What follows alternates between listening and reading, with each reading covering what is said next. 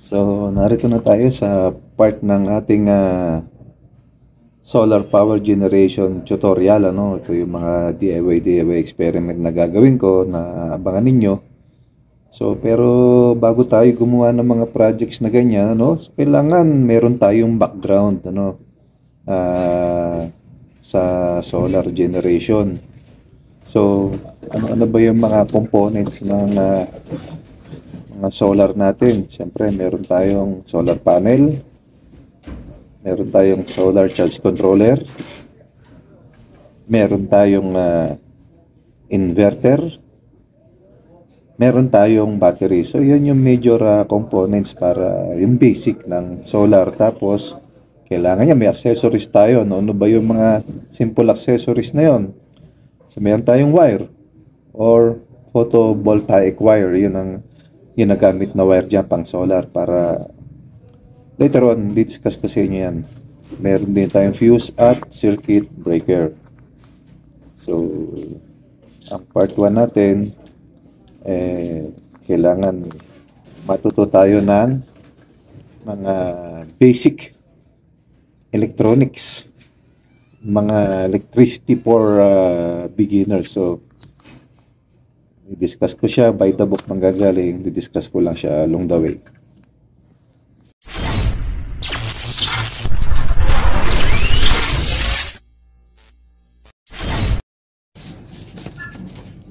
So, ito, sabay-sabay tayong mag-aral at na kumuha tayo ng konting background. So, mahirap yung wala tayong basic knowledge, lalo sa mga kuryente, So, ito kahit na high school ka o estudyante ka, ma-appreciate mo tong mga konting lecture na to na by the book, na electricity for beginners. So, electricity is either produced, stored, or consumed. Ibig sabihin, napoproduce ang kuryente, na itatago, at nakokonsumo. So, a solar panel will produce electricity. So, yun yung pinoproduce. Ang kuryente na puproduce dahil may solar panel ka. So, battery will store electricity and the set of appliances will consume electricity. So, yun ang fundamental. Magpuproduce, itatago, siyempre, kukonsumo. So, proceed tayo. Electricity travels in wires. So, kung kuryente daw, dumadaloy sa mga wire, mga conductors, halimbawa niya, yung mga metal, tubig, isang conductor ng electricity yan. To transfer energy across distance, two wires are required to carry electrical force from one location to another.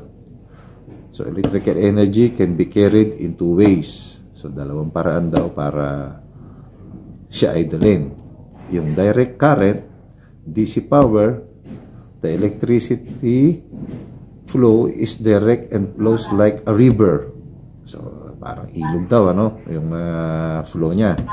It comes in one wire and flows out the second wire. One wire is positive and the other wire is negative.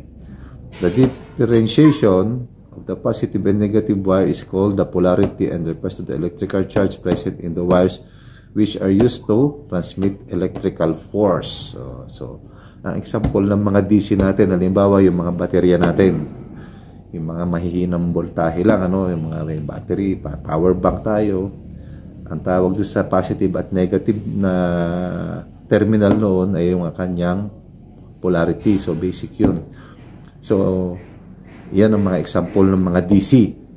Yung mga AC na naman natin, ito naman ang ibig sabihin nun. Unlike DC, the electrical force in an AC circuit does not flow, but instead vibrates back and forth to carry energy. So, nagbabibrate lang siya, pabalik-balik. Imagine how ocean waves can transmit energy over vast distances without moving the water. Same concept, there is no positive or negative wire in AC circuit. So, ang pagkakaiba naman sa AC, walang negative at walang positive dyan. Parehong negative yan, parehong positive yan. So, walang polarity. Ang sample ng AC nyo, yung outlet nyo sa bahay, AC yan. Either 110 yan or 220 volts yan. Is AC yan, ano? Direct yan na kuryente sa alternating. Alternating current is more efficient than direct current. So, mas efficient raw siya over long distances. Kaya ngayon may mga nakaposte tayo, ano? Dahil mas efficient yan. But direct current is required if you plan to store the electricity in battery. So, basic pa rin.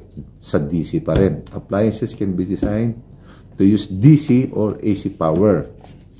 Some motors and lights can be powered with AC power.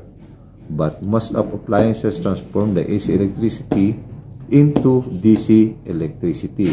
Diyan napapasok yung mga transformer, step up and back converters natin. Mga transformer yung kino-convert na yung AC sa DC, yung DC sa AC. Yan yung mga transformer na ginagamit dyan, mga converters, yung mga maliliit naman, yung mga modules yan, ano? Later on, i-discuss natin yan. So, samantala, stick muna tayo sa basic, sa fundamental. Parang nag-aaral ka, hindi ka naman agad-agad college, hindi ka naman makakapagsulat sa kolehiyo kung hindi ka nag-aaral ng grade 1 para magbasa at magsulat. So, ganun dito, kailangan may basic. AC electricity is great for sending electrical energy over long distances. The DC electricity is versatile and easy to put to work. Yun naman ang so solar power system. Solar panel produce DC circuit that travels through wires and stored in battery. So DC power appliances are connected to the battery with two wires so that they'll consume the stored electricity in the same battery and put it to work. So if you plan to power AC appliances with DC battery, you will need to transform. Ayun, katulad na sinabi ko kanina, may mga transformers kang gagamitin dito. Transform DC electricity into AC electricity with a device called an inverter. So, yun naman ang tawag sa kanya. So, DC na current natin, yung mga battery operated, nagpo-produce ng kuryente ng DC, kailangan mo ng inverter. So, sorry, inverter pala yung mas magandang term doon. No? Pagka yung DC to AC, inverter. More on this in a bit. So, yun lang, ano? Ang pointers natin ngayon, para ma-convert mo siya sa AC, from DC current to AC, kailangan mo ng inverter. So, yun lang ang pagtatama ako dito sa ngayon. So, ito yung part 1 natin. Sa susunod natin discussion, so, ibang part naman. So, ibigyan ko lang kayo ng mga basic knowledge sa electricity para kung hindi ka nag-aral ng kahit paano ng college o hindi ka nag-master na electronics, nakatulong sa iyo itong maiksing lecture na to kasi kakailanganin mo to pagdating na mag-set up ka na ng mga solar mo, gagawin mo ng project o maybe later on gawin mong hanap buhay mo ito. So, yun lang guys. Until next video, abangan nyo yung part 2.